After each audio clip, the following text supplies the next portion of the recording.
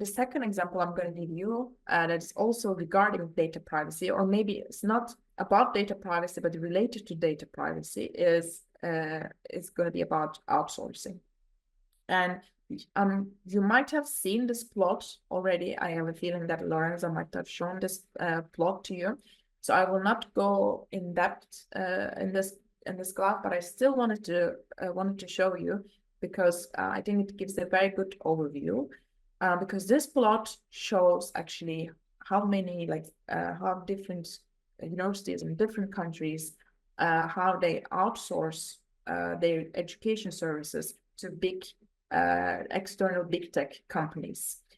And they outsource their services, such as their emails, their video conferencing tools, and so on. They outsource these services to big companies such as Google, Microsoft, Amazon, and so on. And you can see how high these numbers, of course, also depending on the country, but how high these numbers are, especially in certain countries.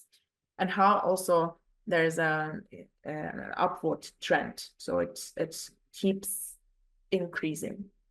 But what does this actually mean? It means that these big tech companies might have access to our data and our students' data, which they collect, right, during the education they provide. And we need to make sure that the data that's collected is not being shared with third parties or with organizations with outside EU. So that's always something when you outsource your services. That's also something to be careful about and to take into account. The alternative to outsourcing would be actually insourcing, which would mean doing it yourself. And in that case, you have more control over it, right? So you know where the data goes, where it's stored, with whom is it shared. So you have a bit more control over this. However, that also comes at a cost of, having the people to be able to do that, right? Having the equipped staff and actually equipment to be able to do this. And I'm going to give another a follow-up example, which is going to be about Zoom.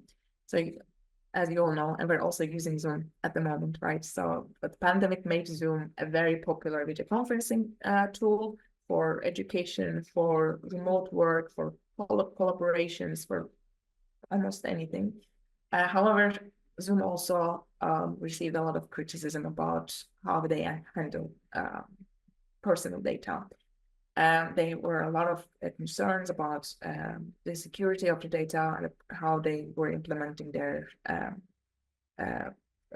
privacy practices.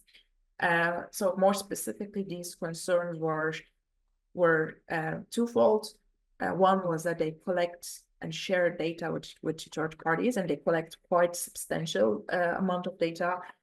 They collect your name, right, your picture, email address, job information, and also meeting related information, right? So when you log in, when you join the meeting, your chat perhaps, when you leave the meeting, how many people were there in the meeting, when participants send messages and so on. So they actually collect a quite significant amount of data, and they also share this with third parties for marketing, mostly for marketing purposes. So that received a lot of criticism. And the second point was that it wasn't known for sure whether this data was transferred outside EU or it would stay within EU, because that's also a very important point. So for these 2 points especially, it received a lot of criticism, and they have been working on it, and they've been dealing or addressing the concerns to some extent. However, I don't think I'm the right person to be able to tell you whether they've successfully addressed all the concerns or not at this point.